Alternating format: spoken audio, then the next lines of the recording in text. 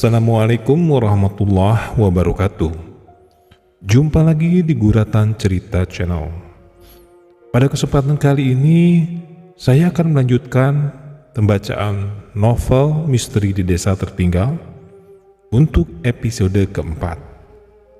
Mari kita mulai ceritanya.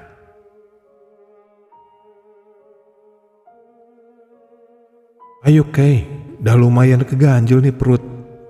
Makasih ya, cus beresin kasus, ucap Nisa penuh semangat. Hayu, bismillah, semoga bisa nemu petunjuk baru. Setelah pintu terbuka, Nisa mencari saklar lampu untuk menerangkannya dan mencari tempat Mbak Yuni biasa duduk di perpus. Kay, sini, aku sering lihat dia baca sambil duduk di meja itu, kata Nisa sambil menggandengku. Yuk, kita cari mulai dari laci mejanya aja, ucapku dengan berjongkok memeriksa bawah meja. Aku dan Nisa belum menemukan apa-apa. Jadi kami putuskan untuk duduk di meja itu sebentar sambil mencari petunjuk lain. Kamu gak ingat sesuatu lagi tentang Mbak Yuni? Misalnya buku yang sering dibaca gitu? Enggak. Aku cuma taunya dia suka duduk di situ aja. Tapi bentar deh. Seingatku dia suka banget baca novel tentang keluarga. Tahu nggak salah judulnya Ibu, Aku Merindukanmu. Tapi aku nggak tahu di mana letaknya, ucap Nisa. Susah juga ya kalau gitu. Padahal waktu kita nggak banyak buat nyari petunjuknya. Hei, tadi kayak ada sekelebat bayangan dari lemari rak 5A. Apa itu Mbak Yuni ya? Ayo kita ikutin, mungkin itu petunjuk dari dia. Kami berdua menuju ke lemari rak 5A. Kemudian bayangan itu muncul lagi lurus ke depan. Kami pun terus mengikutinya sampai berhenti di deretan lemari rak 10A. Lah, kok nggak ada lagi ya? Apa kita harus cari satu persatu dari sini? Ucapku sambil melihat-lihat barisan buku yang berjajar rapi di rak khusus novel ini. Tuh ada buku yang jatuh dari rak, kata Nisa dengan berlari mengambil buku yang jatuh. Iya bener, ini buku yang biasa dibaca Mbak Yuni, tambah Nisa. Yuk kita bawa ke depan saja biar lebih jelas bacanya. Kami pun menuju ke tempat duduk yang biasa digunakan Mbak Yuni dan membuka halaman demi halaman, tapi tak ada kertas atau surat semacam wasiat apapun di sini. Bentar Nis, coba buka halaman sebelumnya. Kayaknya ada kata yang dilingkari tipis dengan pensil, ucapku saat melihat ada tulisan yang janggal di sebuah halaman buku. Iya nih, maksudnya apa ya? Tanya Nisa bingung. Coba cari halaman berikutnya, apa ada kata lain yang dilingkari? Ada Kay, terus gimana? Kalau aku baca komik detektif Conan atau novel Sherlock Holmes, biasanya kita harus cari dari hal terkecil. Mungkin aja bisa jadi petunjuk baru. Jawabku meyakinkan mengikuti intuisi yang ada di kepalaku. Lah, terus nih diapain maksudnya? Tanya Nisa masih belum mengerti. Coba kamu baca dari halaman pertama, kata apa saja yang dilingkari. Terus aku yang nyatet di buku. Kataku langsung mengambil buku dan alat tulis dari dalam tas. Oh gitu, ya udah, aku baca ya. Jawab Nisa yang mulai membaca kata demi kata yang segera kucatat semuanya. Sampai terakhir halaman dari buku. Ibu, maafkan anakmu yang tidak pantas hidup untukmu dan tolong tinggalkan dia demi kebaikanmu. Nah, ini bisa jadi petunjuk baru kayaknya. Berarti kita harus menemui ibunya. Tapi alamatnya di mana? Kamu tahu nggak Nis? Yang aku tahu, Bu Marni itu mantan tetangga Mbak Yuni. Apa kita tanya dia aja? usul Nisa. Ya udah, kita cari Bu Marni lagi sambil kembalikan kunci ini. Kami berdua mengunci kembali ruang perpustakaan dan mencoba mencari Bu Marni. Semoga saja rapat guru belum dimulai, jadi masih ada waktu buat mencari petunjuk lagi.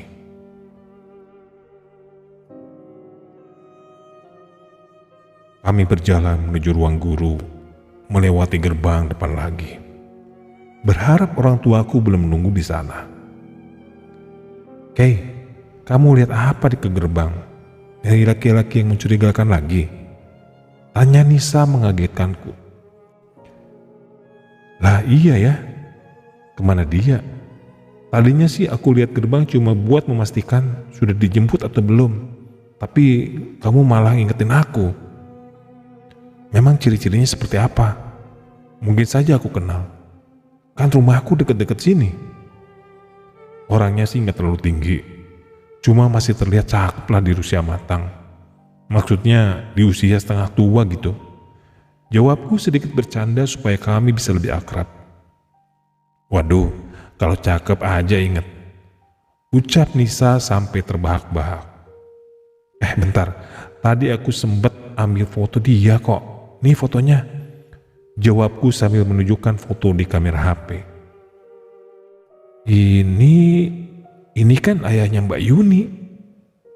Kamu kenal atau pernah ketemu orangnya? Aku pernah tahu saat pengambilan rapot dan kutanya ke Mbak Yuni, katanya itu ayah tirinya. Cuma pas jawab gitu, Mbak Yuni kelihatan sedih kayaknya. Ayah tiri? Iya, cuma dia gak cerita apa-apa lagi. Sesampainya di ruang guru, hanya Bu Marni yang duduk di kursinya. Kebetulan yang sangat kunantikan. Selamat siang Bu Marni, ini saya mau mengembalikan kunci. Terima kasih ya Bu. Kamu sudah dijemput? Tanya Bu Marni. Belum Bu, tapi kami sudah cukup bosan ada di sana sendirian. Sepi banget. Ibu belum mulai rapat. Tanyaku mulai basa-basi. Belum. Masih nunggu Pak Kepala Sekolah yang masih harus kembali ke kantor polisi lagi untuk menyerahkan buku dan arsip Yuni. Oh, terus kenapa ibu sendirian di sini? Tanya Nisa mulai tertular virus kepo dariku. Saya masih belum percaya Yuni yang kemarin ku ajak ngobrol di perpustakaan sudah pergi dengan cara seperti itu. Padahal sewaktu kecil Yuni itu anak yang periang. Dulu dia sering main ke rumah ibu setiap pulang sekolah. Dia sudah seperti anakku sendiri. Jadi ibu mengenal dekat dengan keluarga Mbak Yuni. Tanyaku yang mulai kepo juga. Dulu Yuni dan keluarganya sangat berbahagia. Ayahnya pun pernah bekerja di sini sebagai guru matematika. Cuma beliau sudah meninggal karena kecelakaan. Sepeda motornya masuk ke jurang. Terus, kata Nisa, Mbak Yuni dan ibunya pindah rumah. Apa karena itu juga Bu? Setelah ayahnya meninggal, setahun kemudian ibunya menikah lagi dengan laki-laki yang kebetulan ayah dari anak yang pernah meninggal juga di sini. Kalau nggak salah, namanya Ria. Mungkin kejadiannya sekitar 10 tahun yang lalu lah. Cerita Bu Marni yang membuat kami tercengang. Semakin yakin kejadian hari ini ada hubungannya dengan ayah tirinya. Kami terus memancing dan berusaha membuat Marni menceritakannya.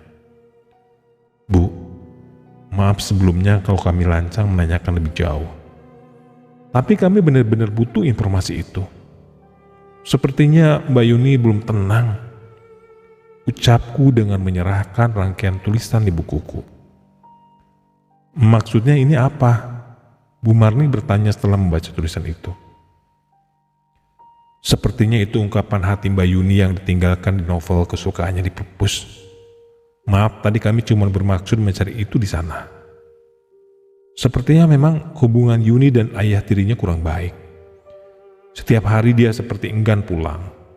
Waktunya lebih banyak dihabiskan di perpustakaan sebelum kami para guru pulang. Kemarin, hari terakhir aku bertemu dengannya. Setelah sempat aku mengikutinya sampai di aula. Tapi dia bilang tidak ingin ku antar pulang, karena ada hal yang harus diselesaikan katanya.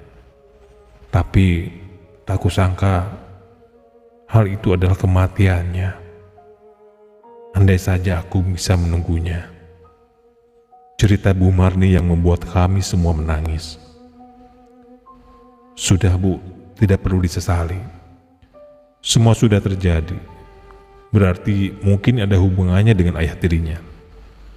Boleh Ibu menunjukkan rumahnya sekarang? Tanyaku memotong acara menangis bersama. Baiklah, ayo kita pecahkan bersama sebagai penebus rasa bersalah Ibu pada Yuni. Kita harus ke rumahnya sekarang juga. Tapi Ibu akan pamit ke kepala sekolah supaya tidak menunggu untuk rapat. Semangat membara Bu Marni yang membuat kami ikut berkobar. Saya juga akan menghubungi orang tua saya dulu ya Bu, supaya tidak bingung kalau belum ada di gerbang waktu jam pulang. Sahutku meminta izin. Iya, silakan. Setelah beberapa saat menghubungi dari masing-masing telepon, kami segera menuju parkiran mobil untuk menuju rumah Mbak Yuni. Di dalam mobil tiba-tiba Bella sudah muncul di sebelahku. Kebetulan aku sedang duduk sendiri di kursi belakang, sedangkan Bu Marni mengemuli Danisa ada di sebelahnya. Lah, kemana aja baru muncul? Kataku setengah berbisik pada Bella. Tadi itu saya bantu Yuni untuk menunjukkan kalian. Sekarang lelah sekali rasanya. Memangnya kamu ngapain sampai kelihatan capek gitu? Bantu apa? Orang kita sendiri yang nemuin petunjuk di perpus. Lah, memangnya yang tadi ajakin kamu ke lemari buku nomor 10A siapa? Itu Mbak Yuni kan? Kalau kamu juga gak mungkin, soalnya kan gak tahu tempatnya. Lanjutku. Nah, memang Yuni yang menunjukkan. Tapi dengan bantuan kekuatanku. Dia itu hantu baru, mana bisa kasih petunjuk seperti tadi. Malah saya bantu juga buat menjatuhkan bukunya biar kalian lebih mudah mencarinya. Oh, jadi itu kamu. Terima kasih ya. Kataku yang masih dengan suara lirih menurutku. Tapi ternyata Bu Marni mendengarnya. Beliau bingung melihat tingkahku dari kaca. Kamu ngomong ya, Kay? Ada apa? Sahut Bu Marni tiba-tiba membuatku terkejut sampai hampir lompat dari kursi. Gak apa-apa Bu, cuma lagi menganalisa saja sambil ngomel sendiri, jawabku asal. Nisa cuma ketawa melihat tingkah bingungku. Sepertinya dia tahu kalau Bella ada di sampingku dan kami sedang berdebat. 10 menit perjalanan, kami sudah tiba di depan halaman sebuah rumah yang cukup mewah dibandingkan dengan rumah di sekitarnya. Ayo turun. Ini rumah Yuni yang sekarang sepertinya baru saja pemakaman. Anjak Bu Marni. Rumahnya lumayan gede ya, Kay.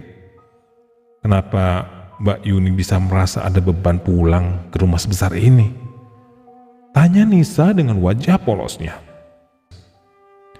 Tidak semua kemewahan itu membawa kebahagiaan, Nis. Kata Mama, rasa syukur atas apa yang kita punya, itu hal yang membuat bahagia. Jelasku sambil mengikuti Bu Marni dari belakang. Assalamualaikum Bu Siti, sapa Bu Marni dari depan pintu. Bu, maafkan Yuni kalau salah sama Ibu. Maafkan keluarga kami. Tangis pecah Bu Siti, ibu dari Mbak Yuni. Maafkan saya juga Bu, misalkan dari dulu ada sesuatu yang membuat kalian kecewa. Jawab Bu Marni. Mereka berdua larut dalam tangisan bersama. Aku berusaha memberi kode pada Bu Marni untuk melihat kamar Mbak Yuni dan mengajak Ibu Siti untuk memberitahu pesan dari Mbak Yuni. Bu Siti, boleh saya ke kamar Yuni? Saya ingin mengenangnya sebentar. Ucap Bu Marni memberi alasan untuk masuk ke kamar. Oh iya, silakan Bu. Saya tahu kalau Ibu sudah menyayangi Yuni seperti anak kandungnya sendiri. Jawab Bu Siti sambil terdengar parau karena terlalu lama menangis. Tapi kok saya belum melihat ayah Yuni, Bu? Ayahnya masih kerja, tadi pulang sebentar tapi setelah pemakaman langsung berangkat.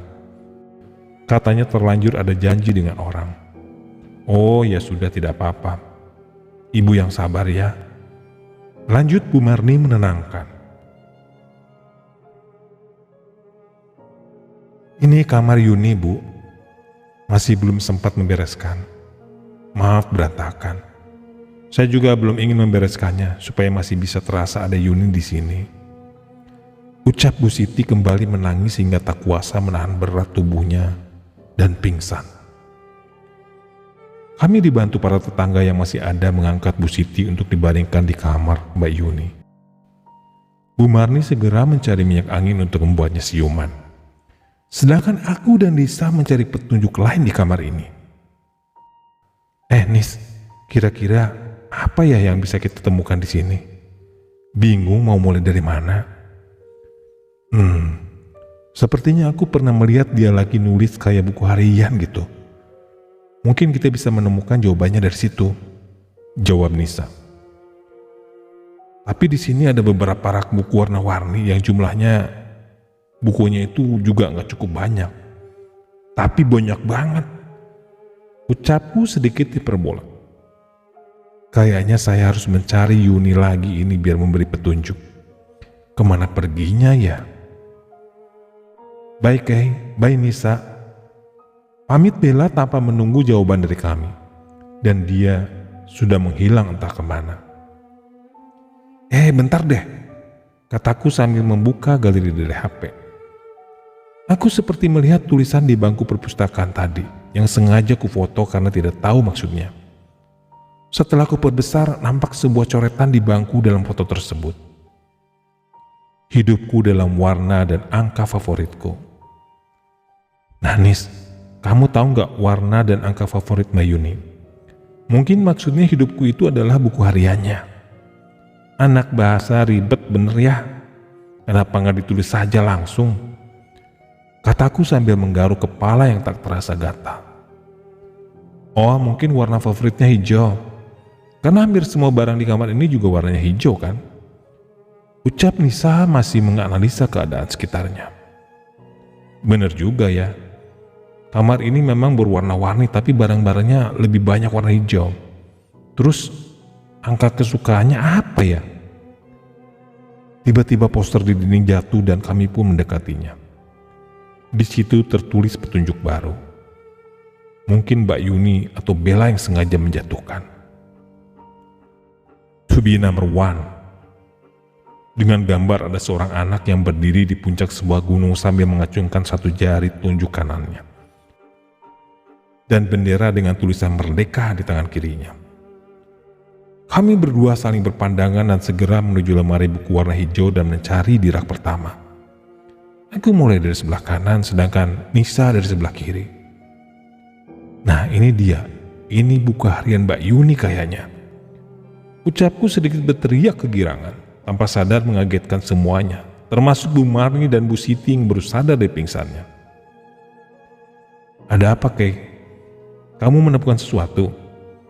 Tanya Bu Marni yang masih duduk di sebelah Bu Siti yang masih terbaring lemah. Ini Bu, sepertinya buku harian. Jawabku perlahan supaya tidak membuat terkejut lagi. Ya sudah, kalian baca dulu. Bu Siti, ikhlaskan ya. Berdoa saja agar bisa membuat Yuni tenang di alamnya. Bu Marni melanjutkan menenangkan Bu Siti yang masih menangisi kepergian Mbak Yuni. Iya Bu, kami akan memberitahu lagi kalau ada hal baru yang kami temukan. Bu Siti, tolong setelah ini ikhlaskan Mbak Yuni. Kasihan kalau tidak bisa tenang menuju alam barunya. Ucapku yang tiba-tiba melihat samar sosok Mbak Yuni di sebelah tempat tidur yang berlawanan dengan tempat Bu Marni duduk. Dia terlihat menitikkan air mata melihat ke arah ibunya. Demikian saja pembacaan episode keempat dari novel Misteri di Desa Tertinggal. Nantikan kelanjutan episode kelima pada video saya selanjutnya. Tetap semangat, tetap sehat. Mohon bantuan dukungan dengan subscribe, like, komen, dan share. Assalamualaikum warahmatullahi wabarakatuh.